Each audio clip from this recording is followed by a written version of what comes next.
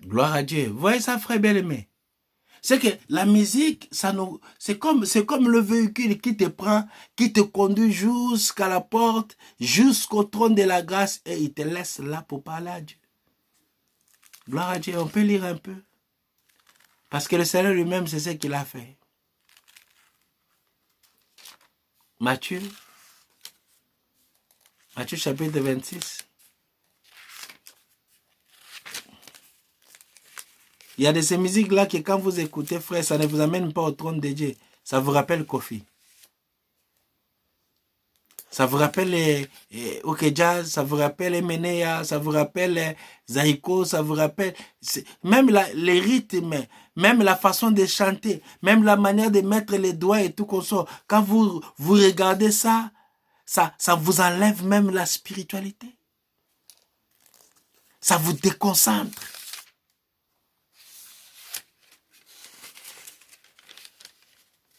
Il y a même des musiciens chrétiens qui... J'ai difficulté de suivre. J'ai difficulté d'écouter.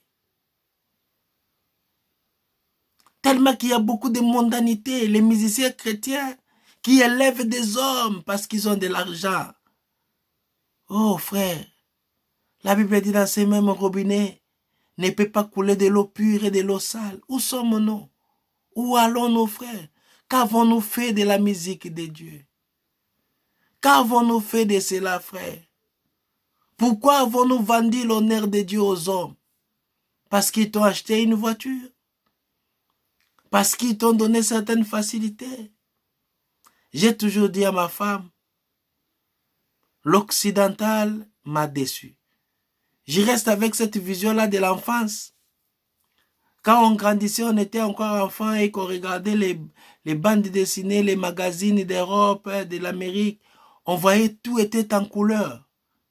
Peut-être que ça va vous étonner, certains se moquer, mais c'est une vérité que je vous le dise. Moi aussi, je croyais que l'Europe, l'Amérique, c'était un monde en couleur. Quand je suis arrivé en Europe, malgré mon âge, j'arrive en Amérique, frère, je vis des choses aussi qui étaient belles. Mais ce qui m'a déçu le plus, je ne vis que le ciel de l'Afrique qui s'étend jusqu'ici. Rien de différent. Peut-être que celui qui est en Afrique, qui ne s'est jamais déplacé, il n'aura pas la pensée de ce que j'ai. Oh frère, ne laisse pas quelqu'un t'enlever ton adoration. Ne laisse pas quelqu'un te tromper pour te faire voir que Dieu c'est le matériel. C'est faux. Même dans les pays des matériels, les hommes sont en train de souffrir. Même les gens qui sont friqués, qui ont de l'argent, ils ont des choses qui leur manquent. Des fois, ils restent là, un vide dans leur cœur. Que personne ne te trompe. Mon frère bien-aimé, la musique, c'est un véhicule. Ce n'est pas l'expression de nos douleurs. Non, frère. Si vous voulez chanter vos douleurs, vos malheurs, demandez aux voisins qui chantent leurs malheurs et douleurs. Laissez ça et ils peuvent le chanter. Même si tu n'as pas à manger, quand tu es au devant de Dieu, ne chante pas ces choses. Glorifie ton Seigneur. La musique de l'église est faite pour glorifier Dieu. C'est pas un moyen d'exprimer nos sentiments de faiblesse. C'est pas un moyen d'exprimer nos manquements. Nous tous, nous avons manqué, frère. Peut-être que toi, tu es encore là en train de te lamenter, mais la souffrance à laquelle nous sommes passés par, tu peux pas imaginer. Mais le Seigneur gardait des surprises pour nous. Le Seigneur savait qu'à quel moment il fallait répondre, à quel moment il fallait intervenir. La musique n'est pas un chant de lamentation comme les Africains. Vous savez, j'aime pas le gospel américain. J'aime pas ça. Et de même, je commence à ne pas aimer aussi la musique qui sont chantées en Afrique. Vous savez pourquoi j'aime pas ça? Parce que ce ne sont pas les musiques qui louent Dieu. Ce ne sont pas les musiques faites pour la gloire de Dieu. Ce sont des moyens par lesquels nous exprimons nos manquements, nos souffrances. Et ça, c'est propre aux hommes de ma couleur. Vous savez, Dieu, quand il faisait la musique, quand Dieu autorisait la musique, On n'a pas dit, c'est ainsi que la musique commença. On a dit que quand Adam dira, il a enfanté Seth. La Bible témoigne et dit, c'est ainsi qu'on commença à invoquer le nom de l'Éternel. La musique est là pour nous aider à invoquer le Seigneur. C'est pas pour exprimer, ah frère, c'est pas pour montrer aux hommes d'où je venais, là où je suis arrivé. Non, frère, ils n'en ont pas besoin. Quand nous écoutons la musique, c'est pas pour... Non, la musique, ce n'est pas là pour le témoignage, frère. Si vous voulez témoigner, bien-aimé, témoignez Dieu dans sa Bible. Ne témoigne pas Dieu dans ta vie. Quand tu veux témoigner Dieu dans ta vie, faites-le quand tu es dans la prière. Mais pas quand tu conduis les autres, frère. Il y a des vies qui sont beaucoup plus meilleures que les tiennes, que la tienne, que ces gens-là, des fois, ils parlent pas. Vous savez, aujourd'hui, c'est comme si Dieu, c'est le synonyme des matériels. Beaucoup de gens croient à cela. Et beaucoup de gens aussi, beaucoup de chrétiens, ils pensent que Dieu, c'est quand tu as Dieu, tu ne dois pas manquer, c'est le bonheur, c'est tout ça, tout ça. Non, frère, quand tu as Dieu, tu as le ciel. Quand tu as Dieu, tu as le ciel. Le ciel, c'est plus mieux que partout. Le ciel, c'est mieux que partout. Le ciel, c'est mieux que partout. Vous savez, quand vous manquez, des fois vous manquez de tout. Des fois, les raisonnements partent de vous. Vous ne vous rendez même pas compte. La musique, c'est comme le véhicule qui nous conduit jusqu'au trône de la grâce et il nous laisse là. Lisons un peu ça, frère. Matthieu chapitre 26, le verset 30. Après avoir chanté les cantiques, ils se rendirent à la montagne des Oliviers. Voyez ça, le Seigneur lui-même, quand il voulait aller sur la montagne des Oliviers, prépara ces derniers moments, il commençait d'abord par chanter de quoi? Des cantiques. Les cantiques qui étaient comme un véhicule qui les amenait au trône de la grâce. C'est pas ça, tes musiques. Non, frère, c'est pas ça. C'est pas ça. La Bible dit des psaumes. Si tu es enfant de Dieu, je ne crois pas que j'aurai à t'instruire sur le psaume. Vous avez la Bible, prenez le psaume, commencez à lire le psaume, vous comprendrez. On dit des cantiques. C'est là que les cantiques des protestants continuent à résister. Vous savez ceux qui ont fait les cantiques des protestants? Ce sont des cantiques très anciens, très vieilles. Mais ça ne perd pas sa valeur. Parce que les hommes qui en ont fait, ils n'ont jamais demandé les droits d'auteur. Combien de gens qui ont reproduit ces cantiques-là et qui en ont mis leur nom? Combien de gens qui ont reproduit ces cantiques qui en ont vendu les œuvres qui ne leur appartiennent pas? Mais les propriétaires de ces cantiques-là de l'église protestante, ils n'ont jamais réclamé quoi que ce soit. Et la majorité d'entre nous ne les connaissent pas. Cependant, ces gens-là ont fait du travail et énormément de travail. Ils conduisent nos âmes à la présence de Dieu. Voilà pourquoi le Seigneur Jésus lui-même, avant de prier, il commença d'abord par chanter des cantiques. Moi, je me dis, quand je vois un musicien chrétien, on lui donne une somme d'argent parce que c'est comme ça que ça se passe.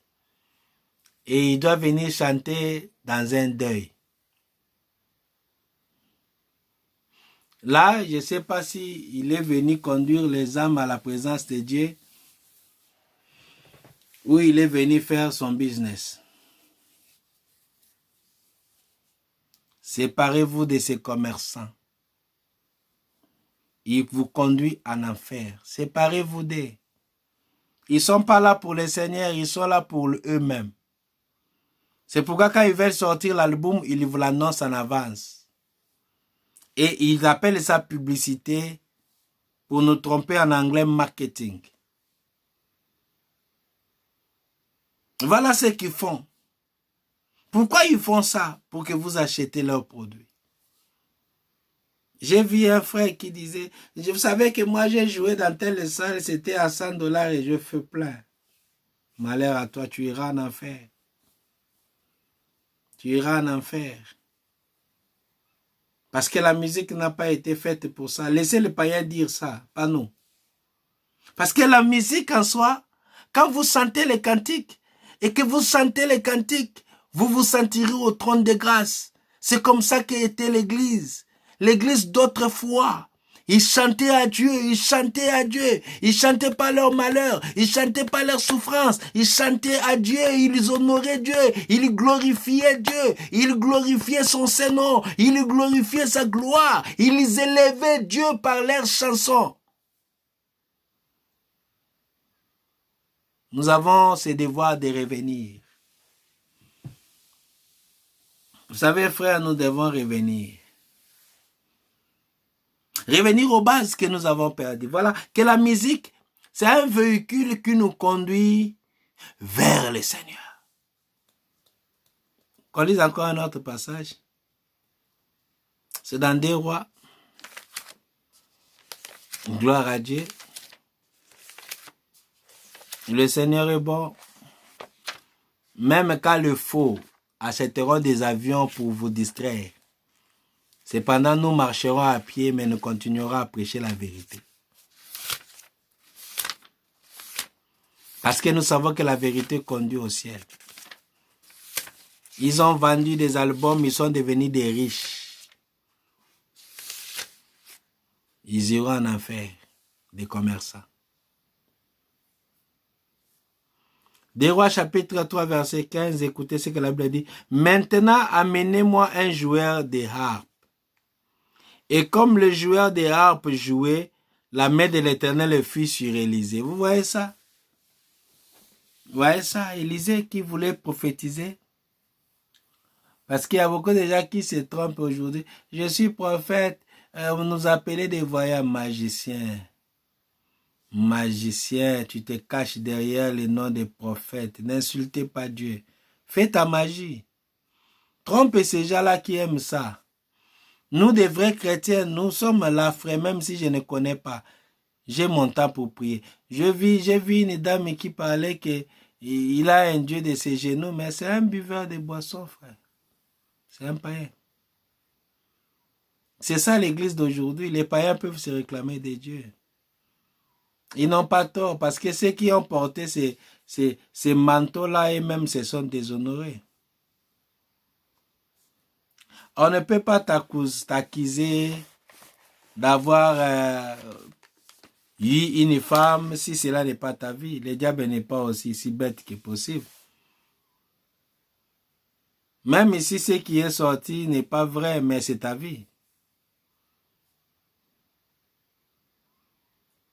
Écoutez, frère, dans 2 Rois, chapitre 3, verset 15, on dit quoi? Élisée était venu appeler pour prophétiser, mais quand il est arrivé, il a demandé les joueurs de la harpe. Vous comprenez ça?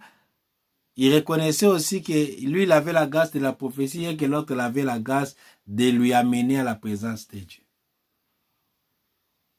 Et c'est cette grâce-là que nous réclamons seulement, non pas à nos musiciens, non, à nos groupes d'adoration locale. C'est pourquoi j'ai toujours dit aux enfants de Dieu, confiez-vous à votre propre adoration de l'église. C'est là que Dieu devrait se retrouver. Pas dans les albums de ces commerçants, mais dans vos églises là. Les groupes que vous avez, des groupes de cantiques et des adorations que vous avez dans vos églises, ce sont ces groupes-là qui ont le rôle de vous conduire vers le Seigneur. N'aidez pas ces païens qui font leur commerce en prenant leur musique et en donner des valeurs dans nos assemblées. Non, frère. Qu'est-ce que ces gens-là vous donnent en retour? Que des scandales. Qu'est-ce que ces gens-là vous donnent en retour? Ils vous prennent vos femmes pour vous montrer qu'ils n'ont jamais été des chrétiens. Ils vous donnent leur nudité pour vous montrer qu'ils n'ont jamais été du Seigneur. Ils vous donnent quoi?